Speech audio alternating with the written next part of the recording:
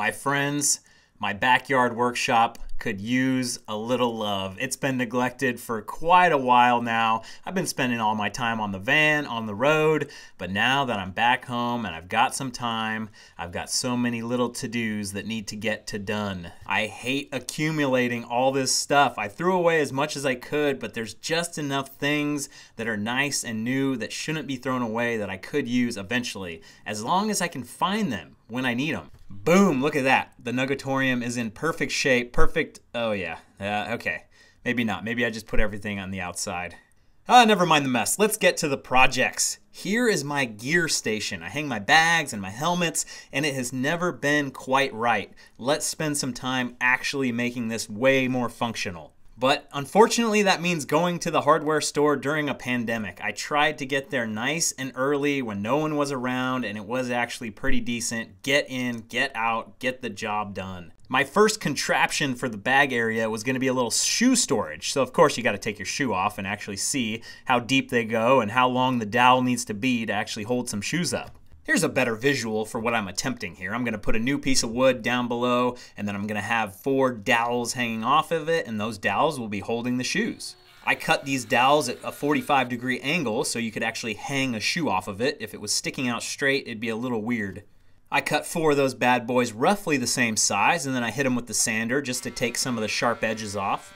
So I'm going to start attaching the dowels here in a second, but first I need to mark off and make sure I know where the studs are in the wall of the shed so I don't put the dowels where the studs are and then I'm putting my screws into drywall, which won't hold. This wood is going to hold a pretty good amount of weight with all these shoes on it, so you need it to be very steady and secure into the wall.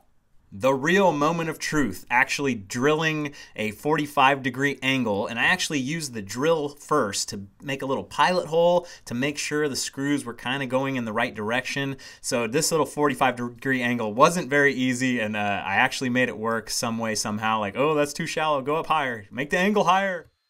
I made sure to put these screws in very, very tight. Number one, because if the dowel has any slop in it, it's just going to flop down and the whole thing's just going to fall apart. And this piece of wood needs to go up against the wall. So you can't have a screw hanging out the back of it or else it's going to just push up against the wall and kind of make a dent. And for the first shoe test, it passed with flying colors. I just need to put a couple more of these on and then I need to zip this into the wall. I think I found the studs because this thing is in tight and it feels super sturdy. Man, it is so nice just having a place for your shoes. Instead of just kicking them around the floor, you just have them there. You can hang them up and you know where they're supposed to be. Another thing I really needed a place for in the shed was my writing glasses. I would always just have my glasses here and there and everywhere, but to actually put them in a nice spot that is on display and you know if you have them or not or you left them somewhere else. So I drilled a little pilot hole and then I screwed in this big old screw eye thing. It's pretty heavy duty and really a perfect tool for this job. At first, I thought this carabiner was going to be the perfect way to put the glasses on display, and then I realized pretty quickly you could just put the sunglasses into the eye hook, to the screw hook, and it's perfectly cool, it looks good, it's a better spot for it, you don't need the carabiner at all.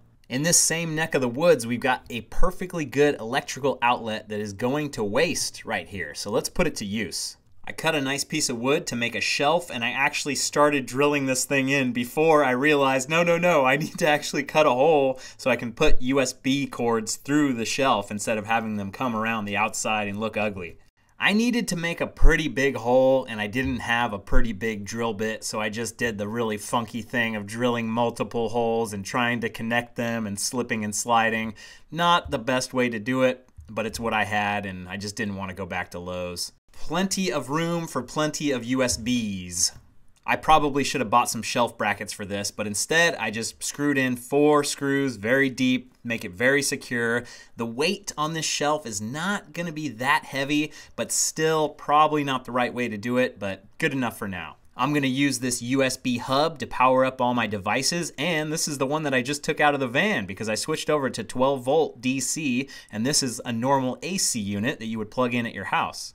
I used some leftover super strong double-sided tape that came with a light bar that I'm using in the van that I'll show you guys on a future project. I've had very bad results using double-sided tape on wood in the past, but this stuff is holding. So I start feeding the USB ports through the hole, and you quickly realize that this thing is going to look pretty damn ugly down by the charger. I added in a little bit of cable management, but I'm just going to cover this whole thing up with a piece of wood. Measure twice and screw 7 or 8 times because every time you do it, you mess something up.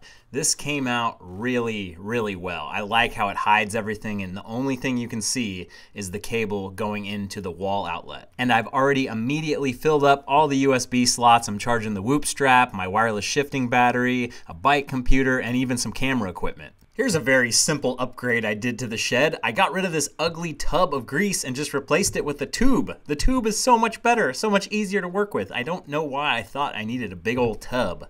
Another thing that has been bugging me in the back of my head for so long now is my bike wash cabinet never had any kind of latches or hardware to keep these doors closed. So when the wind would blow, these doors would just come wide open and you'd come home and I'd be like, I gotta do this. So I was using tape for a while as a temporary measure, and I finally just bit the bullet. I got these magnets that allow proper cabinet shutting.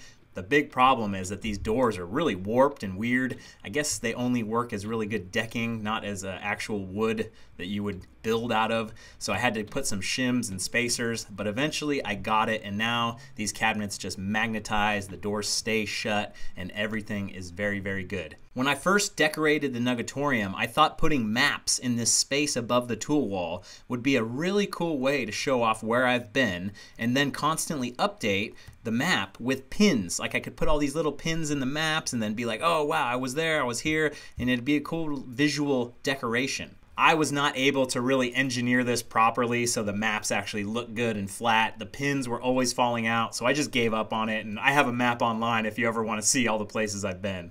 This spot has been vacant and ugly for way too long. It's time to spruce it up with an idea. I have wanted to stretch some of my old t-shirts over canvas and hang them up as decorations for a long time, but I have no idea if it's something that will actually work. So I'm starting with a 12-inch by 16-inch canvas that you would get at an art supply store. Pretty reasonably priced, especially at a place like Michael's where you can always use a coupon or a buy one get one free. I'm using these green map pins that didn't work for the map, and they barely work to pin the shirt to the canvas, just so I can get it in a pretty good position before I flip it over. And this is where the magic happens. I loaded up my staple gun and I just got the shirt tight enough. I didn't overthink this at all. I just started shooting the staples to see what was gonna happen. There are some staples in the canvas already, so you kind of have to look out for the existing staples. Really, the corners were the hardest part, and it took me a couple shirts to figure out how tight you needed to be around the corners to actually make it look good and staple right. Once you've got everything stapled up, then you just start cutting away all the excess fabric. And one thing that I found that was pretty cool is that these shirt sleeves turn into pretty good cloth masks. So much more comfortable than that bandana I was wearing earlier. I didn't do a great job on the corners of the first one, but I am still super happy with how this came out. It's just so vibrant and nice, and it makes for a good piece of artwork. Fast forward a couple hours and bam, I've got 5 of these things, and now I need to figure out how I'm gonna stack them, where I'm gonna place them on the wall. So I'm just kind of visually lining them up here. Are they too high? Are they too low? How many actually are gonna fit? All this stuff, and I made it work pretty dang good, I think. I ended up nailing in a couple of these normal picture frame hanger sawtooth things to the top and the bottom of each piece of canvas. Oh yeah, and in the meantime, I had a bunch of my race plates around, which I thought would also make some very interesting visuals and help me cover up some of the mess ups that I have on the wall up there. Now I've got to figure out how to mount this fine piece of t-shirt art to my sloped wall. I used a normal picture frame hanger that's just a nail going into the wall with a little hook on it for the top one. And now I've got to secure the bottom because, as you can see here, it's flopping all around. And instead of using another picture frame hanger, I used a magnet with double-sided tape. I put the double-sided tape on the wall, and then the magnet just stuck perfectly to the sawtooth picture hanger.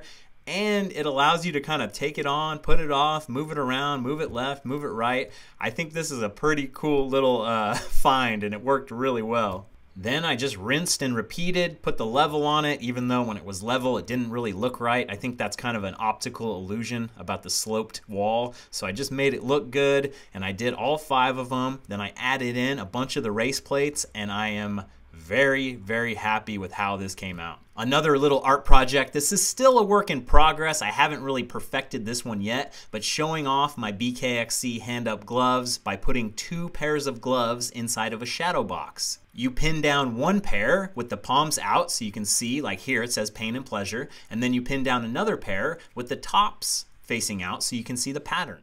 Then you put the whole thing under glass, and it turns out to look like a pretty sweet piece of artwork. So I've got 2 of these now, and I need to order some more of my own orange BKXC gloves to do another one, and I don't have another shadow box. So like I said, this is still a work in progress, but I still thought it was pretty cool. And speaking of gloves, I almost forgot that I needed a place to store my gloves on my little riding gear station, and I repurposed some chip clips to do it. So here's what we got for the gear station. We got helmets up top, we got glasses and hip packs, charging stations, gloves and shoes, everything in its place and a place for every... Oh, I messed that up. A place for everything and everything in its place. I like the gear station, but I love this artwork above the tool wall. Every shirt tells a story, every race plate tells a story. I am so happy with how vibrant and awesome this looks. I actually feel a little productive for once. Thanks for watching, you guys. I'll see you on the trail eventually.